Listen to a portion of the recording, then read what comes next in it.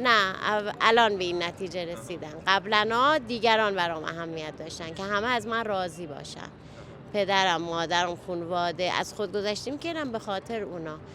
به یه مرحله که رسیدم دیدم نه، یه وقتای تنها هستم، باید به خودم اول اهمیت بدم، بعدم به دیگران.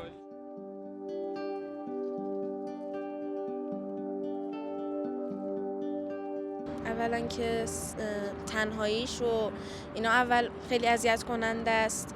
بعضی وقتا آدم یهو افسرده میشه، بعد یهو شادی میاد سراغش و این حس تنهایی و تنها زندگی کردنه خیلی عجیبه. یعنی آدم مودی میشه اصلا کلا. میگه پاکن الکتریکی اومده. آخه من نمیفهمم پاکن الکتریکی چه کار میخواد بکنه برای بچه 1 میلیون تومان میخری براش؟ هزینه اضافه. ببینین یه عده اینقدر دارن میبرن و میخورن که دارن میترکن، یه عده هم باید پوستشو شکمشون به کمرشون بچسبه. سوالم از شما اینه که تا اینجایی که زندگی کردید کلا توی زندگیتون چی براتون مهم بوده؟ مهم برای من یعنی یه چیزی بوده که فقط یعنی بچه هم برسونن به یه سطحی که براشون یعنی در سطحی باشه که یعنی محتاج کسی نباشن و یعنی هزینه زندگیشون بتونن تأمین کنن. یعنی بچه‌هاتون رو به یه جایی برسونید که بله. محتاج کسی بله نباشه. که الحمدلله موفق شدیم. خوبه الحمدلله. راضی هستیم. راضی هستید؟ بله. پشیمون نه. نیستید کلا؟ بعد چند تا فرزند دارید؟ من 6 تا. 6 تا. بله. از 6 تا بله. راضی هستید؟ راضی. بله. پیش خودتون هستن نه یا همه نه رفتن؟ خارج هستن همه. 6 تاشون؟ نه 3 تاشون خارج هستن. 3 تاشون خارج هستن. بله البته 3 تا دختر، 3 تا هم پسر، 2 تا دخترها هم خارج هستن. خارج هستن. برای تحصیل رفتن؟ نه برای دیگه اینجا اون قبلا بله برای تحصیل یکیش رفته الحمدلله خوبه اونجا تو اروپا هست، دکتر تو بیمارستانه و 2 تاش هم خارج مغازه دارن. درست. حالا به زندگی خودتون نگاه میکنید، حالا به غیر از بچه‌ها که حالا میگید اولویت اصلی بوده، برای خودتون چی توی زندگی خودتون مهم بوده؟ زندگی خودم هم راضی هستم الحمدلله. هیچ یعنی تا حالا مشکلی از نظر مالی نداشتم. مالی؟ بله. از نظر مثلا دیگه چیزایی که مثلا پیش آمد میاد برای انسان، اونا چیزی عادیه، طبیعی برای هر کسی پیش میاد. خوب بد اگر باشه مثلا اینو. یعنی اول فکر میکنید مهمترین چیز قضیه مالیه توی زندگی؟ بله توی زندگی مالی هست، البته دیگه برخورد محیط هم هست. یعنی محیط هم؟ بله محیط هم باید در زندگی آدم مساعد باشه براش. کلا توی این سن و سالی که دارید پستی بلندی هایی که رد کردید من خیلی زندگی؟ هر چی که بوده رد کردم الحمدلله، گذراندم. پیش آمد برای انسان پیش میاد خیلی، ولی آدم باید تحمل پیش آمد داشته باشه. بله. درست. بله. خیلی و گذشتم داشته باشه. گذشت توی چیزا تو زندگی گذشتم نسبت به پیش آمدایی که برات پیش میاد با آدم گذشتم داشته باشه در زندگی. آخه بعضیا تا اسم گذشت میاد میگن نه ما یه بار بیشتر زندگی نمی‌کنیم، می‌خوایم نه برای خودمون باشه. نه اونطور نیست. آدم باید اگر میخواد که زندگیش فکرش یعنی زندگیش راحت باشه، یعنی از نظر مثلا فکری مشکلی نداشته باشه، راحت باشه، یعنی باید گذشت داشته باشه. خیلی ممنون از شما. خواهش میکنم. متشکرم. اسم شما؟ من محمدم. منم محمد. من محمد علی. من محمد رضا هستم. محمد رضا. یالا خوش اومدید. متشکرم. خدا. توی سن و سالی که هستید الان با توجه به موقعیتی که دارید چی براتون مهمه توی زندگی؟ دغدغه اصلی من الان آینده است، چون خودم یه سربازی هستم. الان خدمت سربازی هم بعد از اینکه سربازیم تمام شه دیگه وارد جامعه که میشم، دغدغه اصلی مثلا من اون کار و شغل آینده است، درآمدی که داره. بعد به نظرتون بعد از این چی میتونه باشه؟ بعضی چیزا مقطعیه، مثلا یکی توی دوران مدرسه ورزشم الان واقعا خیلی چون فکر از موقعی که رفتم خدمت وقت نمی‌کنم واقعا به نسبت قبل ورزشم می‌کنم. خیلی ورزش براتون مهمه. بعد برای چی ورزش کلا می‌کنید؟ حس خوبه یا هم حس خوبه؟ نه هدفی خاصی نیست که مثلا به جایی مثلا ورزش خاصی نیست، ولی همون حس خوبه یا همون شادابی که بمیده واقعا داخل زندگی اثر. پس بیشتر اهمیت توی زندگی خودتون هستی؟ آره به فکر خودم هم کاری چیزی کسی نه. اطرافیان چی؟ نه زیاد برام مهم نیست. زیاد برات مهم نیست یا به نسبت خودت برات مهم؟ نه خب مثلا چجور بهتون بگم، اون چیزی که برام مهمه بیشتر از همه خودمم. یا مثلا آره خودم در اولویتم، حالا مثلا بقیه هم شاید مثلا اولویتی بعدن هم باشه. یعنی به این نتیجه رسیدی که آخرش در نهایت خودت توی خودت. چرا از الان به فکر نباشی؟ درسته، حالا چه کار باشه چه بدنت باشه که ورزش میکنی. آره ورزش کردن که حس خوب بهم میده واقعا خیلی خوبه تا اینکه مثلا. درست. خیلی ممنون. خواهش می‌کنم. ممنون از شما وقتی که داشتید برنامه ریزی میکردید، من رسیدم خدمتتون دیگه. جانم حالا چند دقیقه ما بیشتر وقتتون نمیگیریم. سوالمون از شما اینه که اول من توی پرانتز بگم خانم گفتن که یه خورده تصویرم توی ویدیو باشه مشکل دارم، ولی راحتم که باهاتون صحبت کنم. اونم یه خورده سوالم از شما اینه که کلا توی سن و سالی که الان دارید حدود 20 خورده ای سال، 30 خورده 40 خورده 30 خورده 30 دور و بر 30 سالتونه، توی زندگیتون تا حالا فکر کردید که چی براتون مهمه؟ یعنی توی زندگی چی مهمه اصلا؟ توی زندگی به نظر من در واقع چیزی که من دارم زندگی میکنم مرسی باشه یه رفاه اجتماعی و یک آرامش اجتماعی، آرامش خیالی که آدم میتونه داشته باشه تو طی کردن این مسیر زندگی خیلی کمکش میکنه که توی هم زندگی خانوادگیش چه زندگی شغلیش موفق تر باشه، ارتباطش با والدینش، با فرزنداش، با همسرش و چه توی ارتباطش با همکاراش توی زمینه کاری. یعنی وقتی که اون آرامش ذهنیه رو داری که ترسی از آینده برای تو وجود نداره، اینکه نگران نیستی که فردا چی میشه، آیا تو اون ثباتی که باید باشه تو اون جامعه وجود داره یا نه، وقتی این فکرت همه سمت این موضوعات نمیره که چه خواهد شد و میتونی در حال زندگی کنی، این خیلی کمکت میکنه توی کل مسئله زندگیت.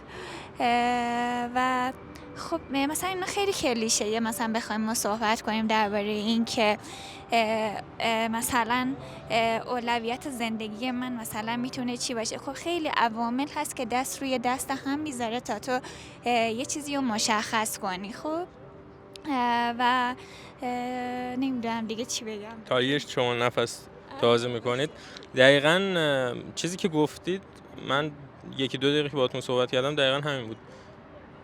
روتون رو کرده بودید سمتی که بیشتر مردم نباشن، توی خودتون بودید، دوست داشتید اون آرامشی که گفتید برای خودتون برقرار باشه.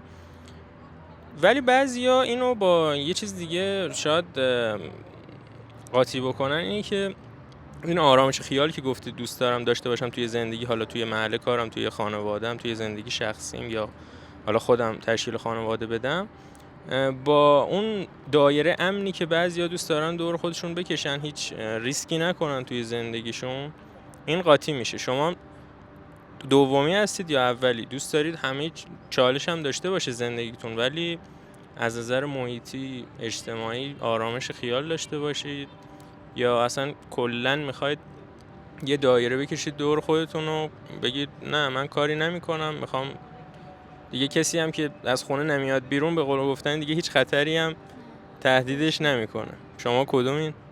خب 100% اون هیجان و اون در واقع ریسک پذیری آدم روی زندگیش خیلی تاثیر میذاره، تو رو از اون روند روتین و همیشگی زندگی باز میداره. یعنی میتونی در واقع زندگی میشه بهش گفت داری میکنی. اگر بخوای که یه روتینی رو بری که این زندگی نیست، در واقع میگن به قول معروف زنده بودنه. و نه اون ثبات فکری خیلی خوبه وجود داشته باشه. خب تا فکرت آزاده و از این آزادی خیالت کمکت میکنه که چی؟ مسیرتو بری، به هیجانات برسی، به ازدواجت برسی، به تحصیلت برسی.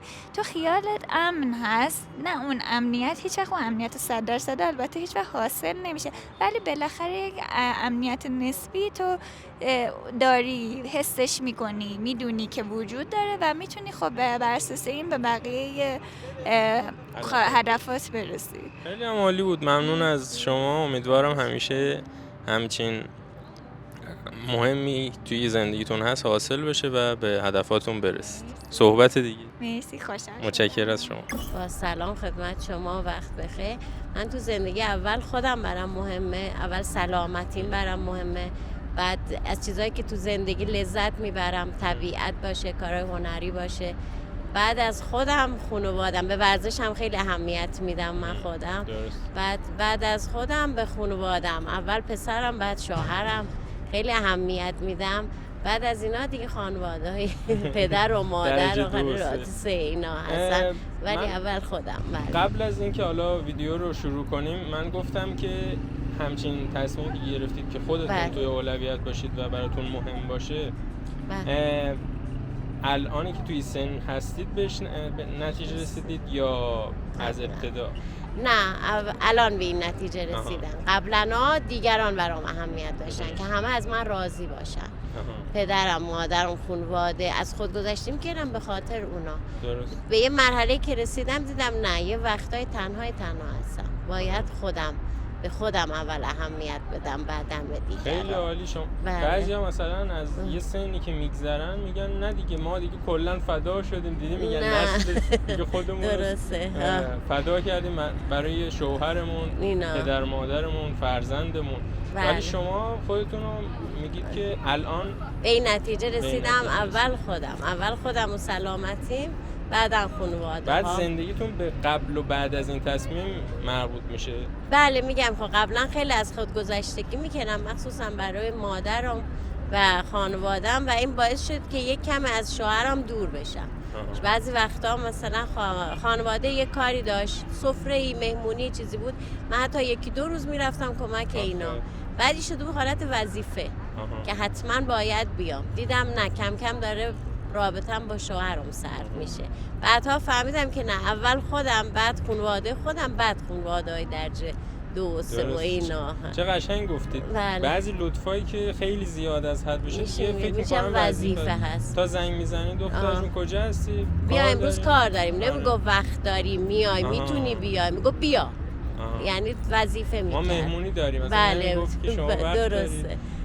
وضعیت چجوری؟ خودت وقت داری یا نه؟ سالمی یا نه؟ قشنگ میگو بیای. دیدم نه، خیلی از خانواده دارم دور میشم، از پسرم، از شوهرم دارم دور میشم. از خودتون؟ بله از خودم. و از خودم برم باشگاه میبینم نه، اونا میگن بیا این کارا رو برای ما انجام بده. دیگه به این نتیجه رسیدم اول خودم باشم بعدن دیگه. خیلی عالی. خواهش میکنم. خیلی لطف کردید. خواهش میکنم. سلام. امیدوارم همیشه مرسی. سرزنده و سرحال و سلامت باشین، موفق باشین. خدا نگهدار. فقط یه جا که کم آوردم بزنم. باشه، من همراهت میکنم. سوالم از شما اینه که با توجه به سن و سالی که الان دارید، کلا چی توی زندگی مهمه؟ حالا چه برای خودتون یا کلا اگر مثلا بگیم کلی بگیم، مثلا کلا توی زندگی مهم باشه چیه؟ از نظر من اول اینکه شغل آینده و اینکه نوع زندگی کردن که میشه لایف استایلی که آدم واسه خودش تعیین میکنه، مثل ورزش کردن هر روز و درس، پایه تحصیلی. این به نظر من خیلی چیز مهمیه واسه هر شخص که بدن آماده‌ای داشته باشه، بدن اوکی داشته باشه و سالم زندگی کنه. این چی میگم؟ درست. و شغلم خیلی به مراتب خیلی خودش تاثیر گذاره. چیزایی که گفتی بیشتر فکر کنم مربوط به سنت الان هست، مثلا انرژی زیادی داری و به فکر درس و کار هستی. کلا به نظر تا مثلا برسی به سن میانسالی و پیری توی زندگی چیزی که تغییر نمی‌کنه اون اهمیت موضوعی که مهمه برات تا حالا بهش فکر کردی که چی اصلا مهمه برات؟ والا همین مخصوصا گفتم شما واسه زندگی کردن نیاز به پول داری. پول. آره. تو هر سنی. آره تو هر سنی. به قولن از سن کم تا سن پیری تنها چیزی که عصای دستته پوله که مهمه برات. و حالا سطح اجتماع هم خیلی مهمه. تو چه سطحی از اجتماع باشی که بازم اونو خودت تعیین میکنی که چجور آدمی باشی بالاخره دیگه. همین دیگه. خیلی هم عالی. سلامت باشی. ممنون از شما. خوشحال شدیم. متشکرم. خدمت شما. اگر خوندینم که چه عالی. چشمتون اذیت نمیشه؟ نه. سوالم از شما اینه که با توجه به سن و سالی که الان دارید، موقعیتی که دارید، تجاربی که به دست آوردید، چی توی زندگی براتون مهمه؟ ارزشمند، اولویته؟ خب مسلما تو همچین سن و سالی چه من چه همکارام چه همسن و سالای من تو همچین شرایطی ما فقط آرامش میخوایم. آرامش. بعد از مدت ها کار کردن، 30 سال کار کردن و بازنشسته شدن، تنها چیزی که ما بهش نیاز داریم آرامش. مثلا آرامش رو توی چی میدونید شما؟ مثلا زندگیتون از صبح تا شب چطوری بگذره؟ یا 6 ماهتون، 1 سالتون؟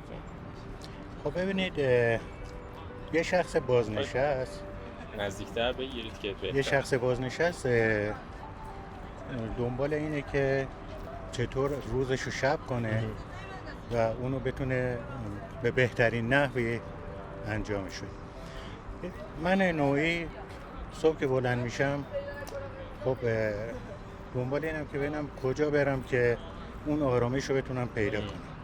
طبیعتاً تو بازار نمیتونم برم.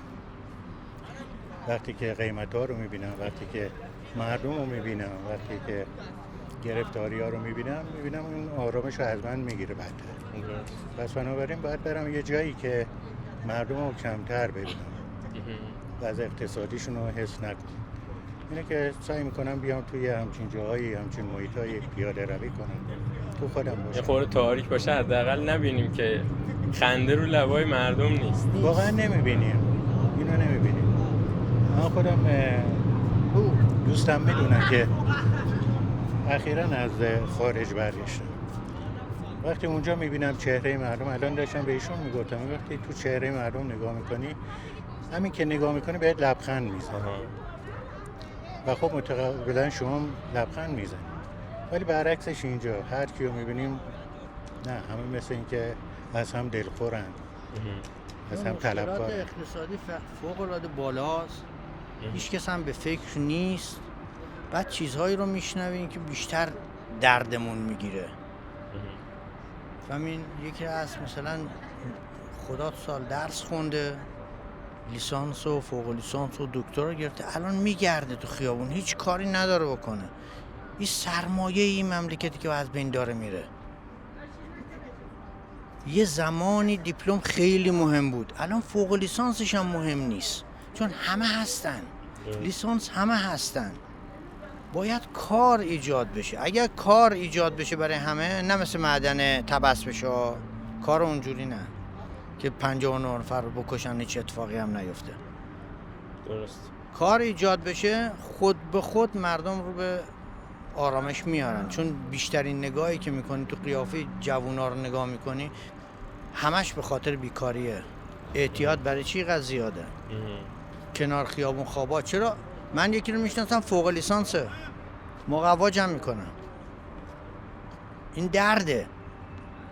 ما فوق لیسانس فرض کن زبان اسپرانتو داره یا زبان عربی داره، خب اینو باید یه جایی به کار بگیریش، نه اینکه بره توی زباله ها بگرده مقوا جمع کنه. درست. اینا درده. بقیه رو هم که میبینی هم سن و سالای ما که خیلی اینن، غیر از آرامه، فکر بچه هاشون، شاید خیلی هاشون باشن بچه هاشون هنوز تو خونن و هیچ کاری هم ندارن، همشون هم لیسانس یا فوق لیسانس هم. اون یه دردی به درداشون اضافه. وحشتناکه. تو خانواده رو نگاه کن، بچه‌شو الان میخواد بذاره مدرسه دبستان، یه کیف میخواد براش بخره 1,000,000 تومان.